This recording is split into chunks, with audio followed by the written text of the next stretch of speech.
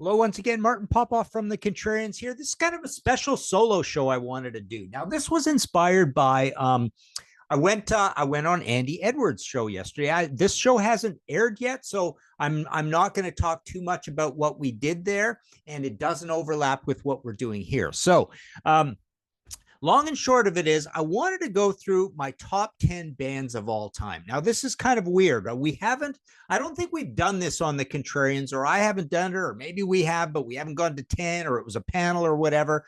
I know I did a podcast episode like this and I didn't go to 10. I know I've talked to Pete about this as well. I mean, we might have even done it twice, but these things change over time.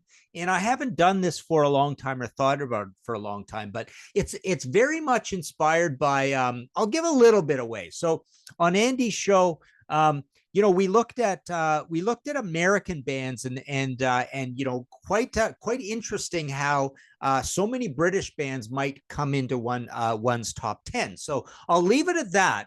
But so here we go. This is literally in reverse order, the 10 ranked that I feel are the 10 biggest, greatest rock bands of all time situation. So without further ado, and I'm also going to treat this a little bit like I'm also inspired, to treat this a little bit the same way when I write those articles for Goldmine saying this band should be in the Hall of Fame. So it's got a little bit of a business angle to it. It's very quick, point blank. And I remember doing those for Deep Purple, yes, Rush.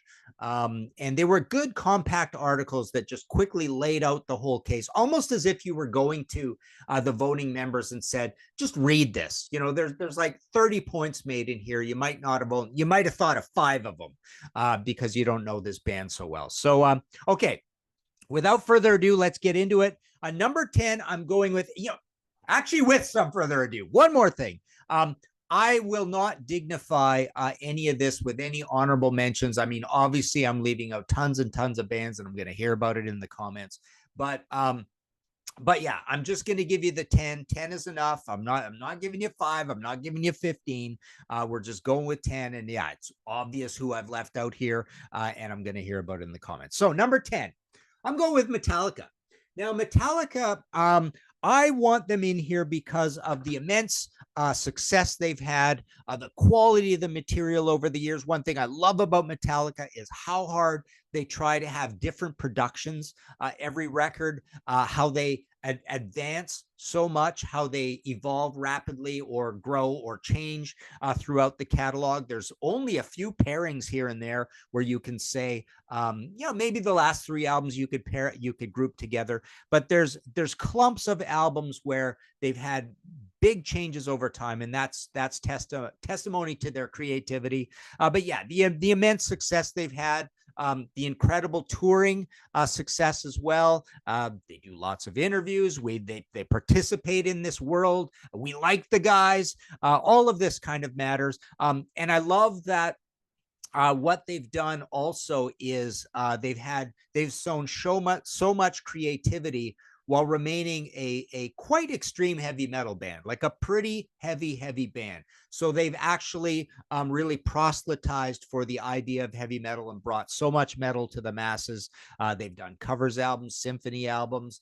Lots of variation over time. And like I say, a subtle thing about them is you could almost do, and I have done, I think I did a podcast episode, an entire show on just their productions and how hard they try when they come to the productions. Pretty long catalog, not super long, but remember those are all very long albums as well. So that's interesting. All right, number 9, I'm going with AC/DC. Okay, so AC/DC, beloved band, one of the biggest bands of all time. We like the guys. They've permeated pop culture all throughout the years, throughout all the decades. They've had a great touring history. We've got all that great history with Bon and Brian, some of the biggest hits of all time. Back in Black is one of the top, I don't know where it is, in the top 5 probably of greatest selling albums of all time. Again, they They're a heavy band, so they're doing this without being overly commercial, or at least in the early days, they were seen as quite a heavy band. Even around Back in Black, they were considered fairly heavy. So that's cool. They're doing this for heavy metal. Angus is an icon, a legend, and this very unique sound, even though it's a very conservative sound. They've stuck with that sound a lot, so I've got them fairly low on the list because the absolute objective level of creativity is not crazy high with AC/DC. So AC/DC number 9. Number 8, I'm going with Van Halen. I've got them here for the pure rock and roll essence of this band, how they're like Who-like and chaotic. They've got the second greatest guitar hero of all time in Eddie Van Halen after Jimi Hendrix. David Lee Roth's an iconic frontman, immense amount of success. They've got 2 diamond albums in 1984 and the debut, Van Halen. They had immense success with Sammy Hagar as well, getting into your 5150 and OU 812. Long history, adequate enough catalog, pretty long catalog, amazing, huge hits. But yeah, I think of many of the bands on this list, they are the most exciting, lightning in a bottle sort of rock and roll. As I'm surveying this list, they're the most punk rock band on this entire list. Number 7, you might consider this kind of low, but I'm going with Led Zeppelin. Kind of get knocked down the list by some higher on the list, which I'll argue as I go here. But Led Zeppelin, everybody loves Led Zeppelin to death, and the creativity, exalting them to genius levels. We've got Robert Plant, super important guy, John Paul Jones, Secret Weapon, John Bonham, one of the biggest drum inspirations on drummers of all time, and of course Jimmy Page with his riff writing and arranging, the versatility between the electric and the acoustic, and obviously one of the most successful bands ever. But when I say ever, this is a 1969 to 1979 kind of band, right? Essentially what we have here is we only have 8 albums, so that's one of the reasons they're down the list. We have 8 albums. We only have a 10-year history, so a lot of these bands have longer histories and they've made more of an impact. Creatively, simply through the math of having more albums and having many albums as good as Led Zeppelin albums, right? So that matters to me as well. So yeah, they're a little bit hobbled, and I've got them down at 7 simply because of the history not being particularly long. But people love those albums. Yeah, and there's a few kind of semi-pooches in there as well. But yeah, we all love Led Zeppelin. In this camp, there are bands, I often talk about bands with short catalogs. There's bands with shorter catalogs. I'm not saying any of these belong in the top 10, but, you've got your Guns N' Roses. You've got your, if you want to go super extreme, the Sex Pistols, right? 1 album. Joy Division, a couple albums. Max Webster, Gillan, Soundgarden, The Police, right? All these bands with 5 or 6 albums sort of thing. So that becomes a problem when you're trying to think of greatest of all time as well. All right. Number 6, I have Black Sabbath. I always want to put Sabbath in this situation. I think they deserve to be above Led Zeppelin, even on the strength of 8 albums versus 8 albums in the 70s. So the original Ozzy era, even if they stopped there, I would put them above Led Zeppelin. I just think they have so much creativity in what they do. They invent heavy metal. And yeah, a lot of variety there. People kind of forget how much variety there is going on there, although they are a heavy metal band compared to Led Zeppelin. But the fact of the matter is, a lot of people think Heaven and Hell, a lot of fans think Heaven and Hell is the greatest Black Sabbath album and one of the greatest albums of all time. And it is, right? So you got the Ronnie years, you've got Heaven and Hell, Mob Rules, Live Evil, Dehumanizer, the Heaven and Hell band, right, with The Devil You Know. But you've also got Born Again, you've got Glenn Hughes in there, you got the whole Tony Martin era, you've got Ozzy coming back for 13. So long history, a lot of variety throughout the years. They've been around forever. And big long touring history as well. And we know those guys very well. Ozzy's one of the most famous rock stars of all time. They've all done lots of interviews. So that's cool as well. So yeah, Black Sabbath, I just think, like I say, even on the strength of just the 70s catalog, I would already put them above Led Zeppelin. All right. Number 6, number 5, actually. You might think this is a little high. I'm going to put Deep Purple up here. Now, the reason I'm going to put Deep Purple up here is because of they were a big 60s psych band. They were in there inventing heavy metal with probably the most impressive heavy metal album of 1970 within rock. Machine Head is an absolute classic. We've got Highway Star, Space Truckin', Smoke on the Water. They keep going. We've got a whole new era with David Coverdale and Glenn Hughes, the great Immense Burn album. People love Burn. We got a Tommy Bolin album. They come back with this.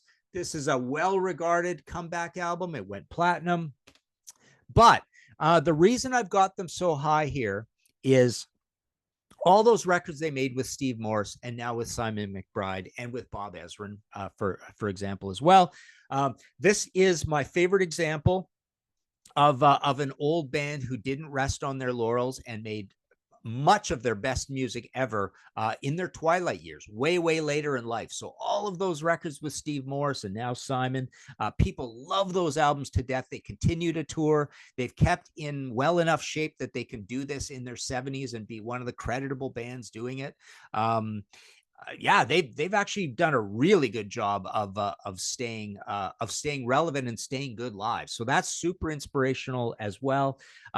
So, you know, by dint of just persevering and being there and existing through all these decades, and then having this renaissance, creative renaissance in the recent years, they leapfrog over my Black Sabbath and my Led Zeppelin. I mean, on the strength of the 70s albums alone, I would probably put them behind both Black Sabbath and Led Zeppelin, but simply because of packing that lunch and going to work every day for decades and decades and decades, I'm going to put them up at number 5. Okay. Let me know what you think of this one. This isn't a personal choice. You know, this whole list is a little bit of an abstract melange of my personal biases. I mean, obviously, we've got a lot of personal bias in here. There's a lot of heavy stuff in here, right? But I'm mixing it in with consensus and just what I think outside of myself, the objectively speaking version, and this kind of fits into that as well, because I don't put this in one of my very top favorite bands of all time. I mean, I do, but just I'd have some others higher, but I'm going with Pink Floyd. Okay, Pink Floyd deserve to be here because 8 records, you know, 8th record or whatever it is, Dark Side of the Moon. So they have this long past of being a krautrock band, a psych band. So that's really cool. Probably the most famous UK psych band, right? People forget that. Massive impact with Dark Side of the Moon, Wish You Were Here, Animals, The Wall, like that period in there. All those albums sold massive amounts, and they have this incredibly unique sound. It's all theirs. It's David Gilmour. It's Roger Waters, Richard Wright, Nick Mason. Everybody there has a certain way of doing things in rock and roll that nobody else is doing, right? And some call it boring, right? There's a case to be made for that, right? They're one of the most laid back sounding bands that you could possibly imagine. But, you know, they kept going. They did the final cut. They've got those later albums. They kept going without Roger Waters. It's a little bit patchy and anemic, granted, as we move on. But they stay big. They keep doing these massive shows, so they stay in the limelight kind of thing. But yeah, I just think when people think back to, like, this is another one that if it was just based on the 70s, I'd probably have Pink Floyd. I mean, they'd probably be above Black Sabbath and Led Zeppelin. They'd maybe be above. They're super important in the 70s, put it that way. So Pink Floyd is my number 4. My number 3, I'm going with Queen. Queen, again, I think that 70s catalog might be better than all of these. I think it might be the very best 70s catalog that there is. So the level of creativity that they had through that hallowed period with the debut from 73 through to, say, Jazz in 78 is just one of the greatest runs of genius, objective, amazing, awesome rock and roll of all time. But they continued on. They reinvented themselves. They got poppier and dancier, and they had massive hits with The Game and The Works and Radio Gaga and all that. They persevered. They kept going. They were stopped, sadly, by Freddie's illness, but they probably would have kept going They were pretty prolific in the 80s, right? They had a lot going on there. And I think this is a band that people kept talking about for many, many, many years. And a lot of people are coming around to the idea that they're one of the greatest bands. And I've often heard people in the UK say that they're a more important band or bigger than the Beatles. I've heard that discussion going on in the UK, right? Which is pretty interesting. So, people are going to feel this a lot less in North America, this choice, than they would over there. But just a super important band that nobody's ever forgotten. People keep talking about them. It's almost like a band that gets more famous and famous over time, kind of thing. So, absolutely super important. Brian May is one of my top 3 favorite guitarists of all time. Freddie Mercury is an absolute vocal and frontman icon. You think of Live Aid and all that. Okay, that's my number 3. My number 2, I'm going with the Beatles. I think this is a choice that probably consensus out there in the world is going to pick number 1. So many great firsts, so many incredible things that the Beatles done. I really don't need to dwell on this too long, but the iconic nature of all 4 of those guys, the fact that Paul McCartney continues to pack that lunch and go to work every day. He's made so many albums, solo albums, Wings. He keeps the Beatles catalog alive. Not that it needs any help. They are probably the most famous rock band of all time. And by some measures, the most successful. Against my number 1 choice, the problem with this band is they did end in 1969. Is it 70 or 69? Anyways, they were over with, right? And the catalog is long enough. I mean, depending on how you count, 12 albums, 13 albums, 14 albums, it's quite a mess trying to figure them out. But it's enough, right? It's a lot more than Led Zeppelin, put out more music than Led Zeppelin. So that's super important. But yeah, just absolutely huge band. You think of Abbey Road and the White Album and Let It Be. Yeah, an incredible band. And then if you want to go to the, the music snobs, the real critics, they're going to tell you all about Rubber Soul and those records. So yeah, the Beatles at number 2, and my number 1 choice, who's left? It's funny. Some people might think there might be some other bands left that I haven't talked about, but like I say, I'm not going to dignify. I'm not going to talk about any honorable mentions in this because there are so many great bands, and it's just if I bring up 1 or 2 honorable mentions, a million other bands come up. So I'm going with the Rolling Stones. I think this has always been my choice. What I love about the Stones is that they were pretty much the second most dominant band of the 60s. And the 70s, they quietly dominated the 70s as well. While there was so much hype on for other bands, they just kept going to work and selling lots and lots and lots of tickets and records. Just a huge band, very important band as you move on and you move through the the eras of your Brian Jones and your Mick Taylor and into your Ron Wood. They have this massive renaissance in the late 70s with Some Girls and Emotional Rescue and Tattoo You, right? I just remember the excitement going off to university in 1981 for my first year, and the Stones was on everybody's mind. I mean, they were just so important at that time. Oddly enough, I remember the Kinks being important. This was the one time we had the big renaissance of the Kinks, and this was when we had the Doors revival as well, right? But yeah, the Stones were so big then, and what I like about them is they also kept going to work, right? They kept making records through the 80s and 90s. I mean, it got very slow. I mean, a lot of years would pass between them, but they kept going on tour, having these massive, massive tours. Nobody's ever forgotten about the Stones. I think they have eclipsed. Well, I'm saying they have eclipsed the Beatles as the greatest band of all time.